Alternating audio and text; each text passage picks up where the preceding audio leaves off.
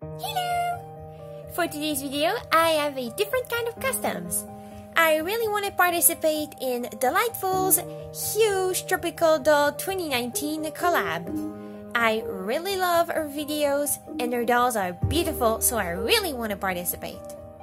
And also, I'm going to use all of these materials that you see on screen now to make a beautiful mermaid doll inspired by this mermaid corno I have over here. And I turned this mermaid corno into a gorgeous mermaid in this artwork. And don't worry too much about the pony friend, I'm going to finish it. Even though I couldn't finish it for the collab, I'm still going to finish it and have a cute photo shoot with the finished doll. For this doll, I'm going to use an operetta with Nephara's arm and ends. And now onto the custom. And here I have the torso.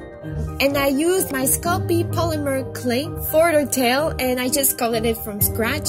I didn't record myself because I was watching Moonlight Jewel's Siren tutorial custom video for her mermaid tail. I saw it a while ago and I remembered that her doll, first off, looks amazing. It's beautiful, and also she made a ball jointed tail, which that's what I wanted to do. And I just watched the same segment of her video of her making the tail again and again and again until I was able to figure out how to sculpt it from scratch and make it work and look good, and also to make it tapered from the waist down to the fin so it looks like an actual mermaid tail. I had to try like 8 times to sculpt this tail and to make it look good and believable.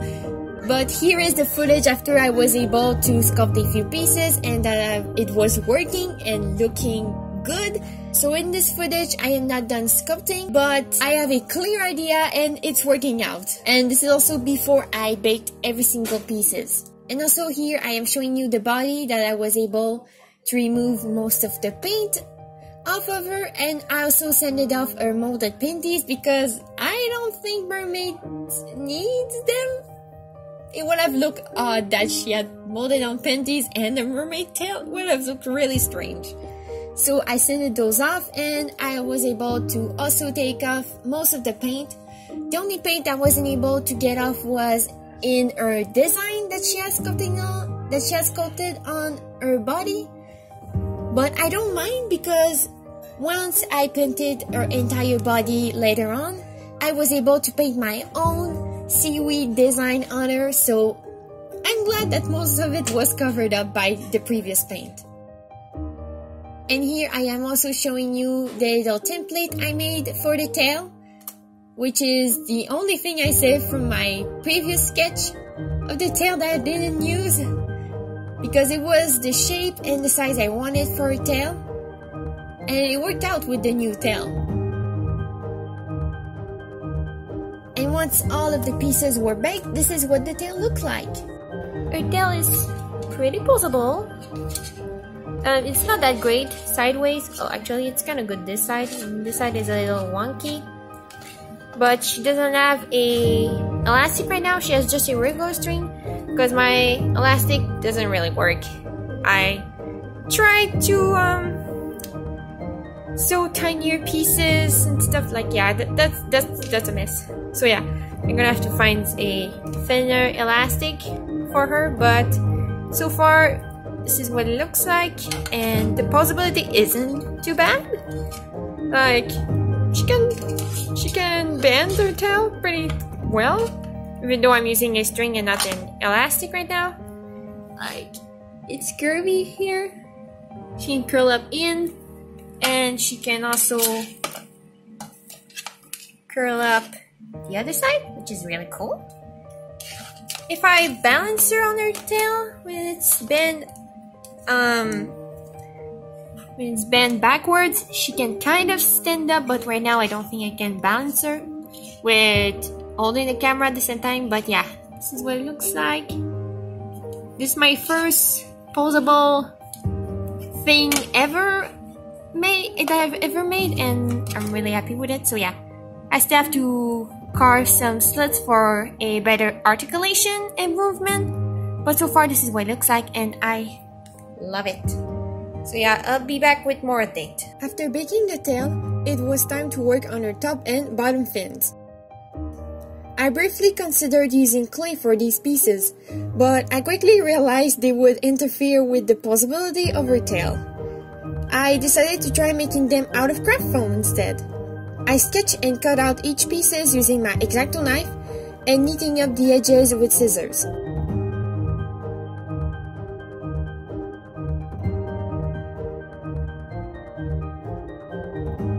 I then started adding some raised details with fabric paint. I cleaned and shaped it with my silicone tool.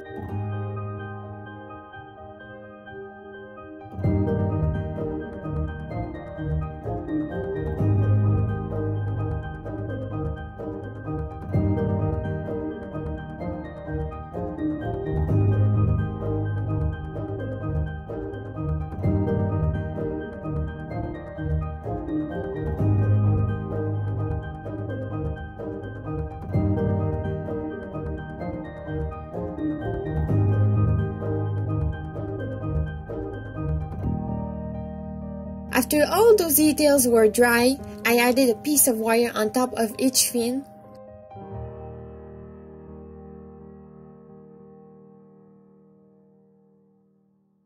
In this shot, I am using gem tack glue because I couldn't find my hot glue gun. But later I finally found it and glued the wire on the remaining pieces. It's way easier with hot glue, just be careful to not burn yourself.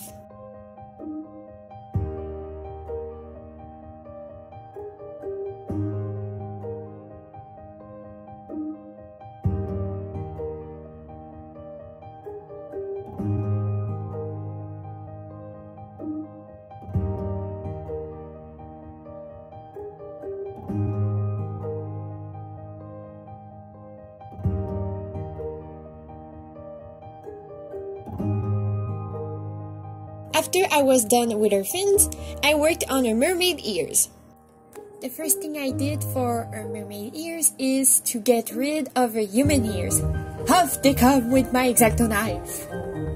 I used polymer clay for them and I shaped them and added a wire before baking them.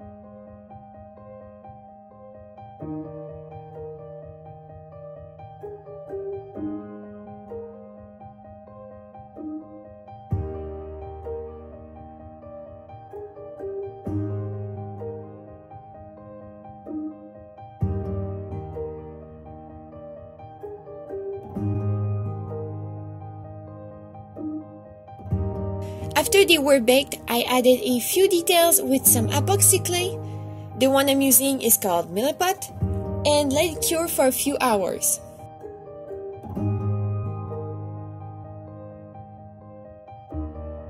Here I am showing you what the fins at the end of her tail look so far. Sorry I didn't record it, but here it is. I haven't baked it yet, and the ball joint is highly inspired by my Sea Pony Applejack figure, which I use as a reference for main fin.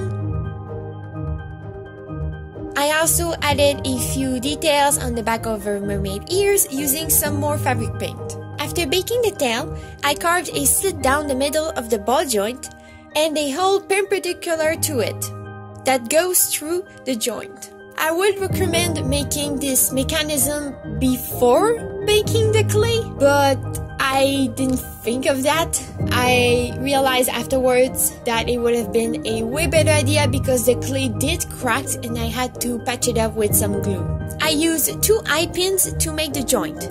One pin is turned into a S-hook and the other one goes through it and gets trimmed to the width of the joint and gets secured with a dab of glue on each end. In this shot, the fin is attached to the tail because I wanted to be sure the joint was working properly. And it was! And I was so happy about it. I posted a story on my Instagram about it because I was so happy. I also made it a post because I was just this happy. Here I have all my pieces ready for paint. I like a lot how everything looks so far.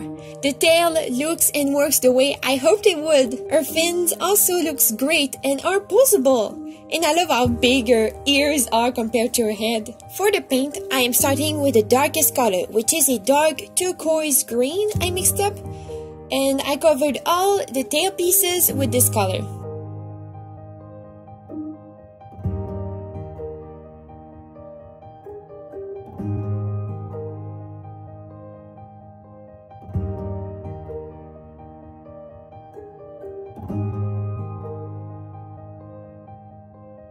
I also painted this color onto the doll's arms and the doll's waist and started blending it with the lightest color, which is this light blue turquoise, to make a gradient. I also started painting the head and ears with this light color. Here is all the pieces with only one coat of paint. And here they are again, but completely painted and with a gradient on the torso, fins and ears. I painted the details on the fins and the carving on the face and the body with the dark green from earlier.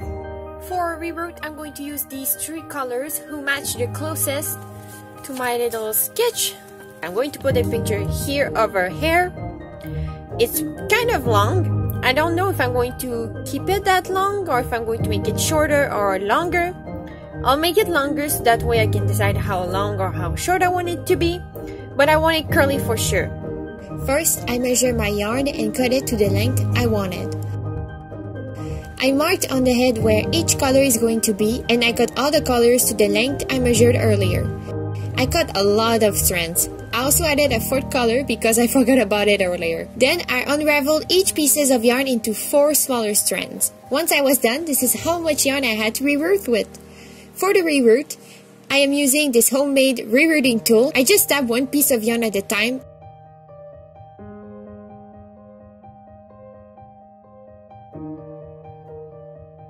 And after a few hours, her head is full of hair. Somehow, I rerouted her entire head in less than a day, and even though it ended up very voluminous, I really like it. I added some glue inside her head just for good measure. Squishy! Now that I am done with her hair, I am going to bind it out of the way with a piece of yarn and I'm going to start with her face up. I'm going to first put on a white base on her eyes, and I'm also blocking out the general eye shape I want. And then I painted on her irises, which is a mix of brushed metal and white pearl acrylic paint. I'm sorry I didn't record the entire process because it was my first face up on a doll and I really didn't want to mess it up. So here it is with her eyeliner and her eyelashes, which were a struggle on their own. I had to redo them a couple of times, and in the shot I am finally satisfied with them and they actually look pretty decent. Now in this shot I am 99% done with their face up. I'm saying 99% because I completely forgot to paint on her catch lights, which I did after I was done recording the video, but I did manage to think about them before the photo shoot. Now let's switch to her tail.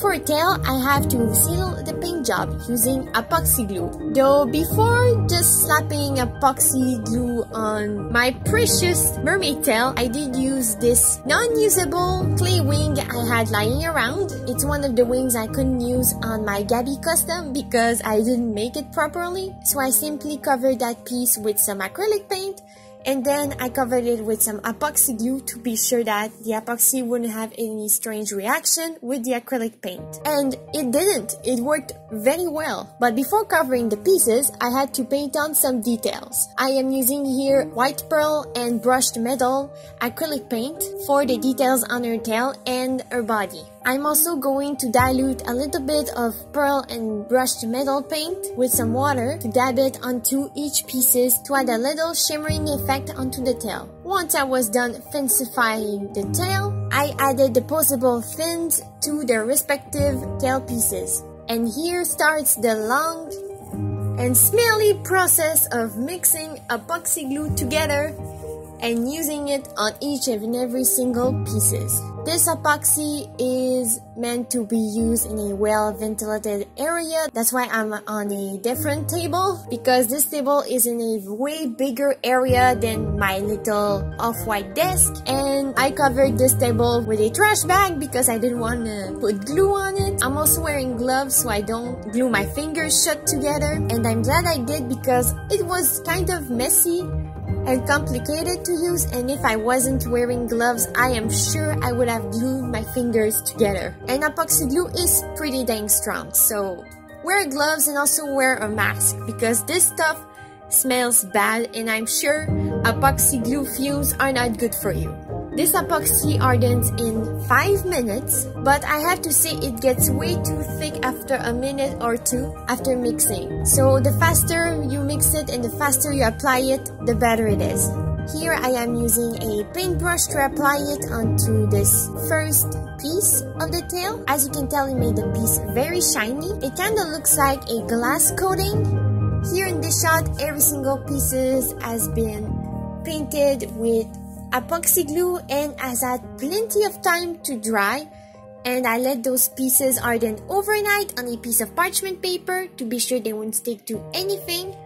And in the morning, they felt as if they were actually made out of plastic instead of clay with paint on top of it. So the epoxy glue worked remarkably well, which is awesome, but it did end up very shiny. I actually liked it very shiny, but I really wanted to tone it down to match the body a little bit better. So that's what I'm doing here in this footage. I found a small bottle of Duraclear matte varnish, and I just painted it directly on top of the epoxy, and it toned down the shine a little bit, but just enough that it's not crazy shiny and reflective, but not enough to hide the beautiful shimmers I put on top of each pieces before putting on the epoxy, which is awesome. I only did one coat of the Duraclear matte varnish.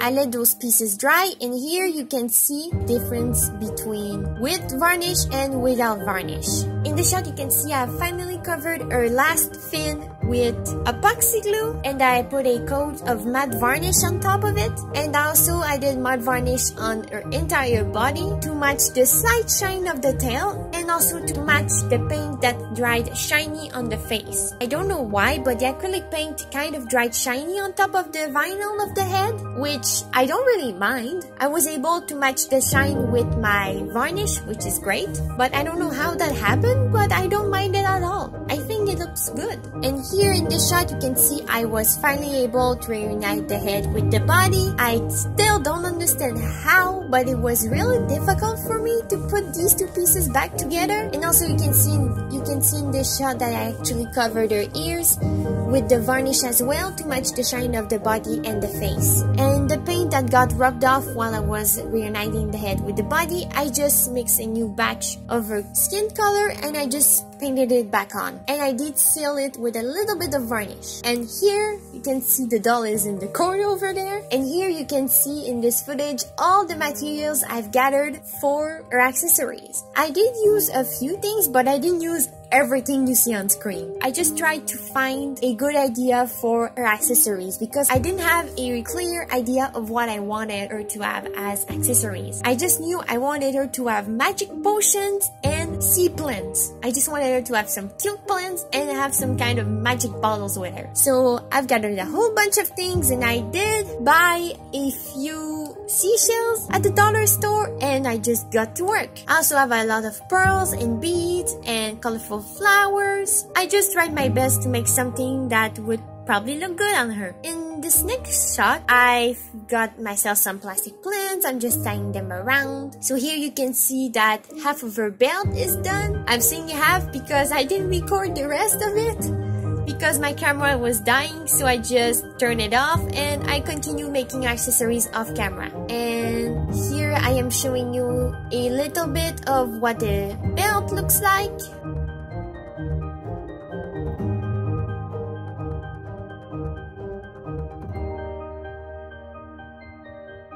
And now, here she is finished.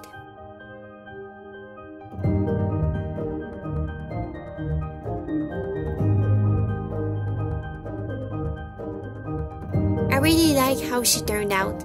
I know it's just my first custom, but I think I did a pretty good job, and it was really fun to make a custom doll for the first time.